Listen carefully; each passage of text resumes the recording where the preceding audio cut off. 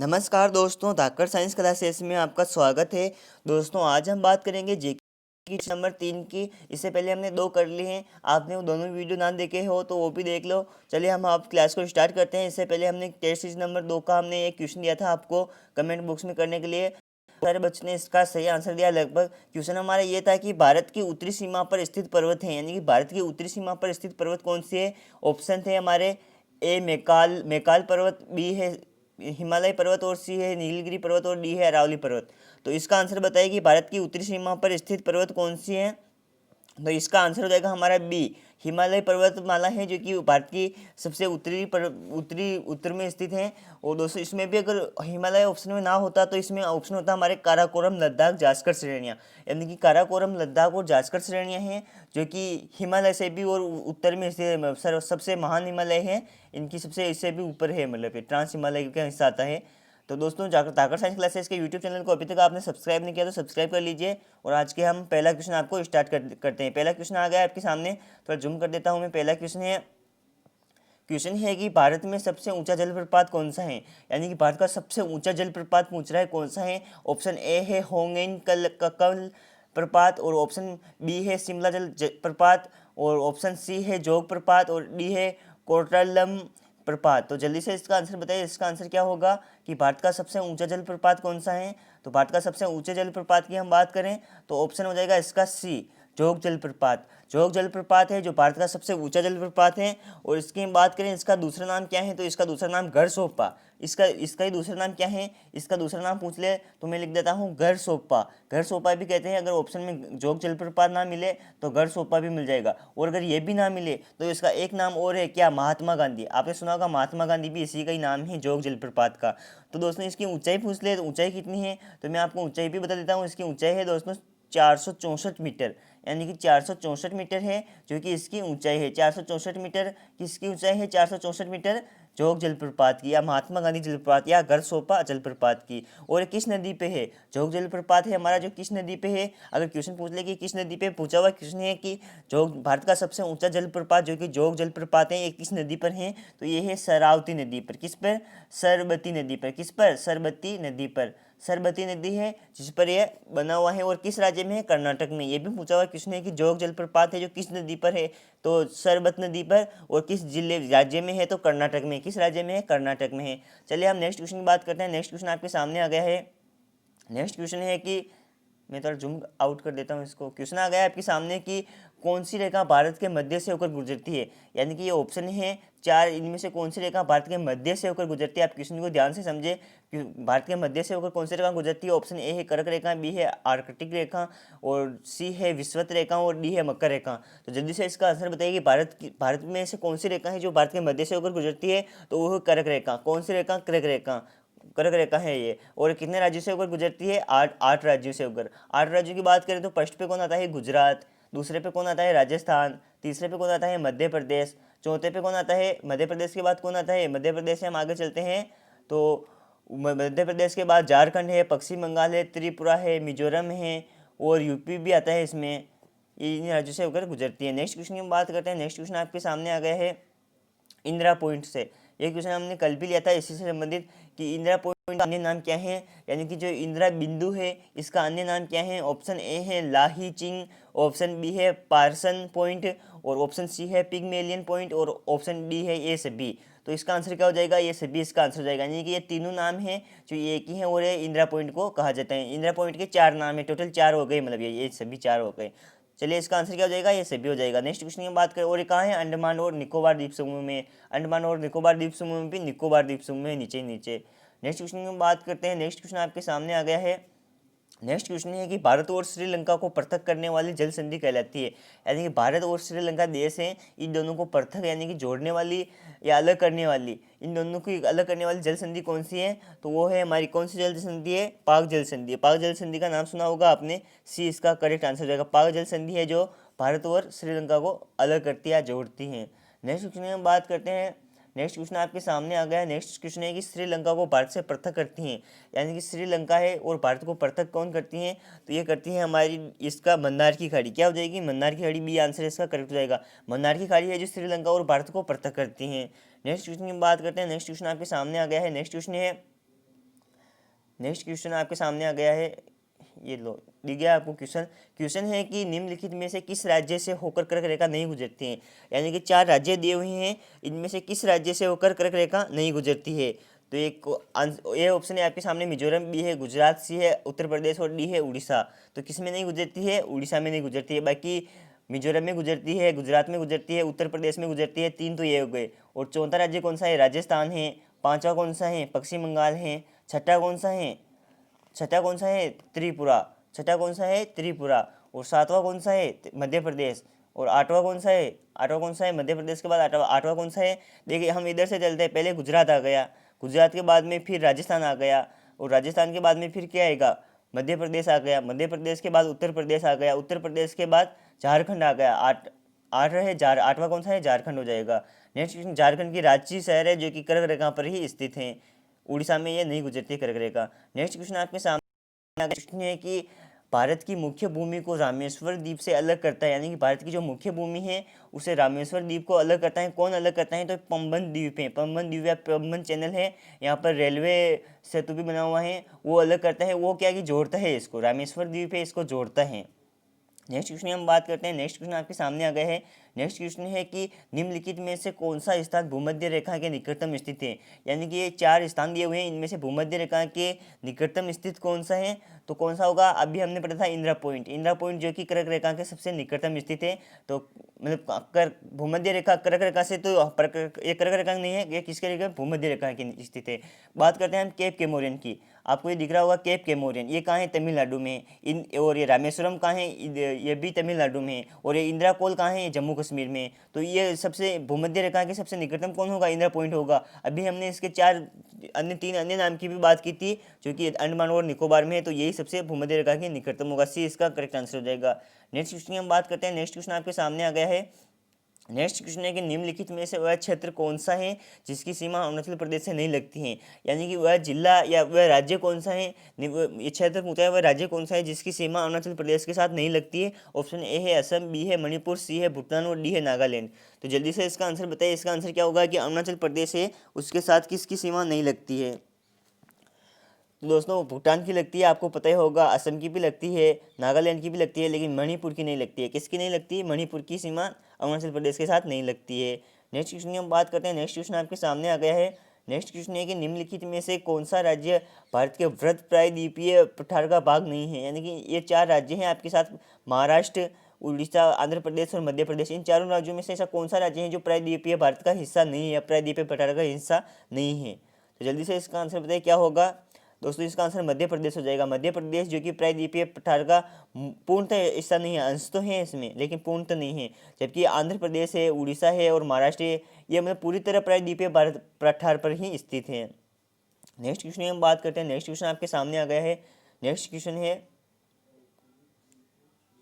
आ गया है आपके सामने कि भारत और पाकिस्तान के बीच की सीमा का निर्धारण किसने किया था। यानी भारत और पाकिस्तान के बीच जो रेड क्लिप लाइन है ना, इसका निर्धारण किसने किया था। तो आप सोच रहे होगे सर ये तो हम काट देंगे, रेड क्लिप आ रहा है तो सी और डी में से एक होगा, लेकिन इनमें से भी एक कौन सा होगा, नाम आपको करेक्ट याद रखना है। कौन सा होगा, sir serial John red clip. कौन सा नाम होगा, sir serial John red clip, इसका पूरा नाम है ये। आप इसे शॉर्ट में रेड क्लिप कहते हो। और इन्होंने ही रेड क्लिप लाइन की सीमा का निर्धारण किया था। और ये इसकी लंबाई पूछ ले कि रेड क्लिप लाइन की लंबाई कितनी है, तो इसकी लंबाई आपको याद रखनी है 2900 किलोमीटर। कितने किलोमीटर, 2900 किलोमीटर हैं, जो कि कितने राज्यों के साथ लगती है, 5 राज्यों के साथ, जम्मू कश्मीर, पंजाब, राजस्थान और गुजरात। और ये कौन सा है, एक और बताइए आप, 4 है और 5 है, कितने आप कमेंट बॉक्स में ज़रूर बताइए कौन कौन सा है, गुजरात, राजस्थान, पंजाब और जम्मू कश्मीर। अब इसकी बात करते हैं हम इसकी, तो इसका निर्धारण ये राजस्थान में कितनी है, दोस्तों इसका राजस्थान में आंसर बताइए कि राजस्थान में कितनी है।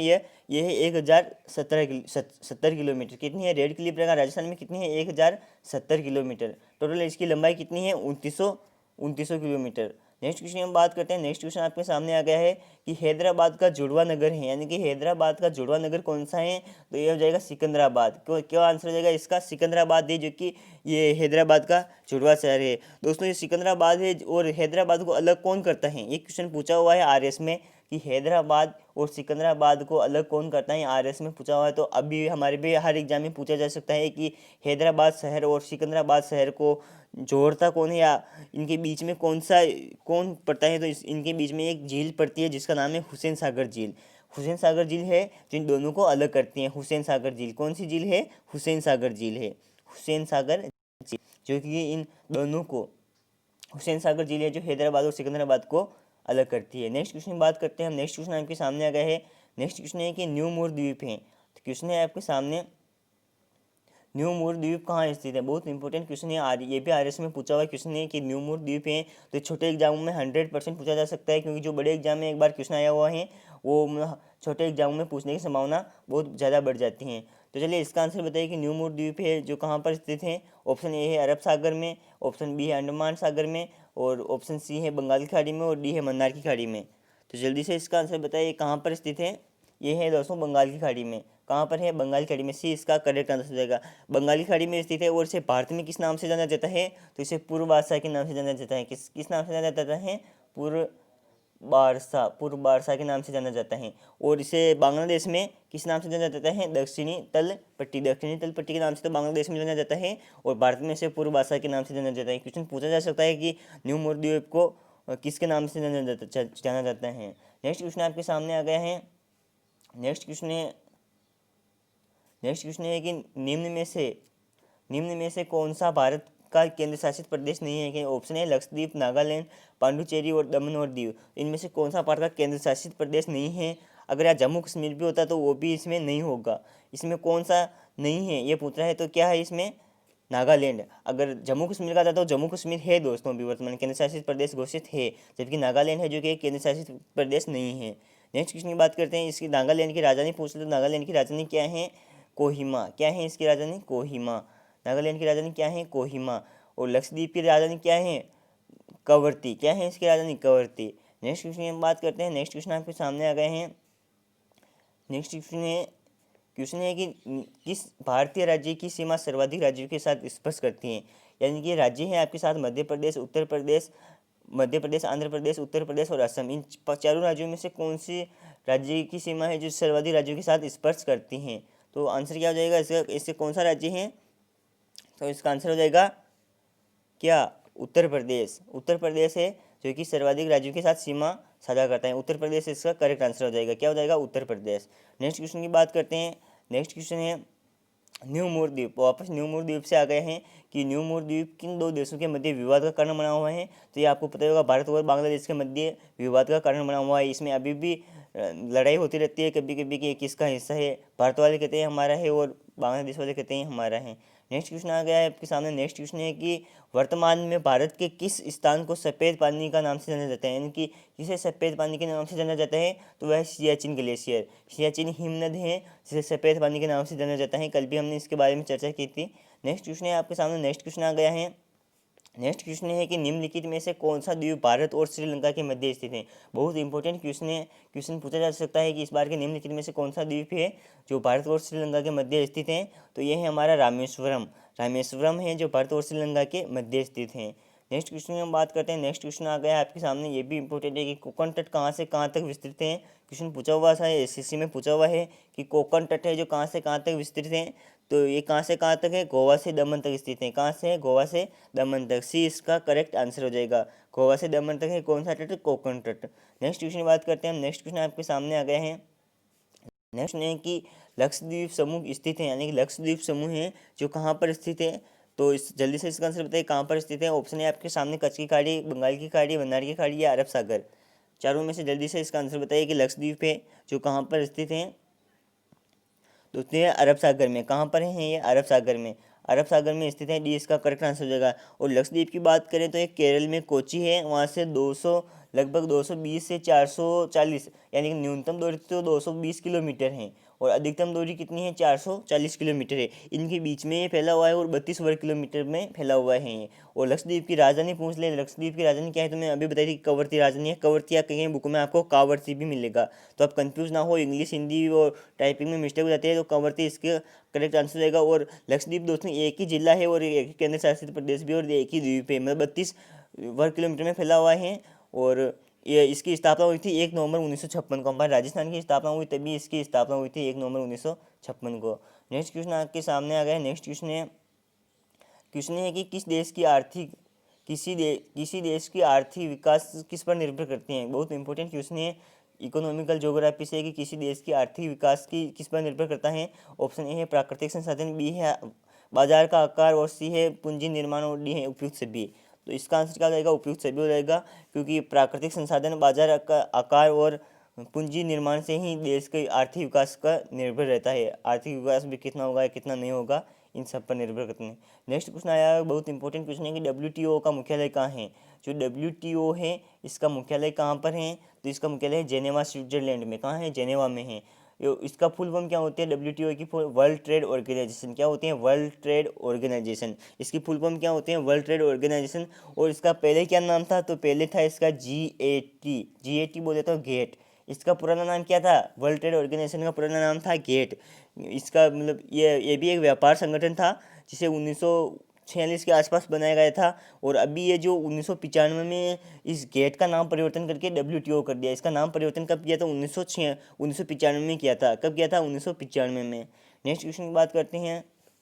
नेक्स्ट क्वेश्चन आपके सामने आ गया है। नेक्स्ट क्वेश्चन है कि क्वेश्चन बहुत इंपॉर्टेंट क्वेश्चन है, मुद्रा आपूर्ति किसके द्वारा नियंत्रण की जाती है। यानी कि भारत में जो मुद्रा की आपूर्ति है वो किसके द्वारा नियंत्रण की जाती है। ऑप्शन ए है वित्तीय आयोग, ऑप्शन बी है योजना आयोग, ऑप्शन सी है व्यापारिक बैंक, और ऑप्शन डी है भारतीय रिजर्व बैंक, यानी कि RBI। क्या है इसका, भारतीय रिजर्व बैंक, RBI। तो ये इसका आंसर क्या हो जाएगा, डी इसका करेक्ट आंसर हो जाएगा। दोस्तों RBI की आपको यह है जो एक भारत का केंद्रीय बैंक है, और इसकी स्थापना बहुत से एग्जाम में पूछी गई है कि भारत की RBI की स्थापना, भारतीय रिजर्व बैंक की स्थापना कब हुई। तो ये हुई थी 1 अप्रैल 1935 में। कब हुई थी, 1 अप्रैल 1935 में। 1 अप्रैल 1935 में भारतीय रिजर्व बैंक की स्थापना हुई थी, 1935। और कहाँ हुई थी, कोलकाता में। इसकी स्थापना कहाँ हुई थी, कोलकाता या कलकत्ता में, कहाँ पर, एक ही नाम है ये। और दोस्तों क्वेश्चन पूछ ले कि इसका मुख्यालय कहाँ है, तो इसकी स्थापना तो अभी हमने बताई कि 1 अप्रैल 1935 को हुई थी, परंतु इसका मुख्यालय पूछ ले तो मुख्यालय आपको कोलकाता नहीं करना है, इसका मुख्यालय मुंबई में है। कहाँ पर है, मुंबई में है, जो कि महाराष्ट्र में है। और कलकत्ता कहाँ है, पश्चिम बंगाल में। और इसकी स्थापना तो कलकत्ता में हुई, और अभी मुख्यालय कहाँ है, मुंबई में है। और स्थापना कब हुई इसकी, 1 अप्रैल 1935 में हुई थी। चलिए दोस्तों, आज का अंतिम क्वेश्चन है जो कि आपको कमेंट बॉक्स में आंसर बताना है। क्वेश्चन है कि कर्क रेखा है, जो क्वेश्चन है आपके सामने, की कर्क रेखा कितने राज्यों से होकर गुजरती है। अभी इन्हीं में से हमने आपको आंसर बताया था इसका, लेकिन आप कमेंट बॉक्स में इसका आंसर जरूर बताइए। कर्क रेखा है जो भारत के कितने राज्यों से होकर गुजरती है। ऑप्शन ए है 5, बी है 6, सी है 7, और डी है 8। तो इसका आंसर आपको कमेंट बॉक्स में बताना है। तो धन्यवाद दोस्तों, मैं आपको एक सूचना दे देता हूँ, आप धाकर साइंस क्लासेस के यूट्यूब चैनल को अभी तक सब्सक्राइब नहीं किया तो सब्सक्राइब कर लीजिए, और वीडियो अच्छा लगा तो शेयर कर दीजिए और लाइक भी कर दीजिए। धन्यवाद दोस्तों। लेकिन मैं आपको एक सूचना देता हूँ, आपको आज क्या करना है वो सूचना देता हूँ मैं आपको। तो सूचना ये है दोस्तों, आपके सामने ये पोस्टर आ रहा होगा अभी कि सपोर्ट फॉर स्टूडेंट, बेरोजगार यूथ, ये आपके पास आ रहा होगा। इसमें क्या करना है कि 5 सितंबर शाम 5 बजे और 5 मिनट, और क्या है हमारी मांग क्या है, समय पर पेपर नहीं हो रहे दोस्तों। 2-3 साल, लगभग 5 साल तक तो एग्ज़ाम की भर्ती आती नहीं है, और 5 साल बाद भर्ती आती है तो भी एग्ज़ाम नहीं होते हैं। एग्ज़ाम होते हैं तो 5 साल और लग जाते हैं, यानी कि एक एग्ज़ाम को कराने लगभग 10 साल लेते हैं। राजस्थान में तो 10 साल लगभग लेते हैं, सेंट्रल लेवल में तो 2-3 साल में काम हो जाता है। लेकिन राजस्थान की कोई सी भी भर्ती देख लो आप, 5 से 10 साल उसमें चलता ही है काम। 10 साल बाद ही नियुक्ति होती है, ये होता है। तो इसके लिए हमें क्या करना है, आपको ट्वीट पर जाकर सबसे पहले तो ये कर दिया होगा फॉर एग्जाम। इसकी जगह आपको एक और करना है, ये हैशटैग लगा देना है और फिर लिखना है speak up for all competition exam. ये तो आपको ट्वीट करने हैं, और शाम को ये भी कर देना, क्योंकि आपके युवाओं के लिए है सब कुछ। बाकी टीचर साइज जो सब आपके लिए कर रहे हैं दोस्तों, तो आपको भी ये ज़रूर करना है। और इसका आप स्क्रीनशॉट ले लो और सभी दोस्तों के साथ इसको ज़रूर शेयर करना। ये स्क्रीनशॉट ले लो और इसको क्रॉप करके अच्छे से सभी आपके जो भी फ्रेंड हैं उनके साथ, सभी के साथ इसको शेयर करना, स्क्रीनशॉट ले लो, क्योंकि ये हमारे लिए है आपके लिए है, ये जो बेरोजगार यूथ हैं उनके लिए है। क्योंकि भर्ती 5-5 साल तक आती नहीं, कब तक स्टूडेंट तैयारी करे। तैयारी 1 साल में लगभग 6 महीने में तैयारी अच्छे से हो जाती है। अगर कोई भी एग्जाम होना तो 6 महीने में अच्छे से तैयारी हो जाती है और विद्यार्थी का सिलेक्शन हो जाता है। लेकिन सरकारें हैं जो मतलब 5-5 साल तक, 3-3 साल, 4-4 साल तक भर्ती एग्जाम में फॉर्म भरा देती हैं और एग्जाम होते नहीं। NTPC का आपको पता ही होगा, लगभग 2 साल होने में आ रहे हैं, लेकिन एग्जाम का आता पता ही नहीं है। तो आप ये ज़रूर करना और इसको शेयर ज़रूर करना, स्क्रीनशॉट लेके इसके शेयर ज़रूर करना। धन्यवाद दोस्तों, मिलते हैं नेक्स्ट मॉडल पेपर में।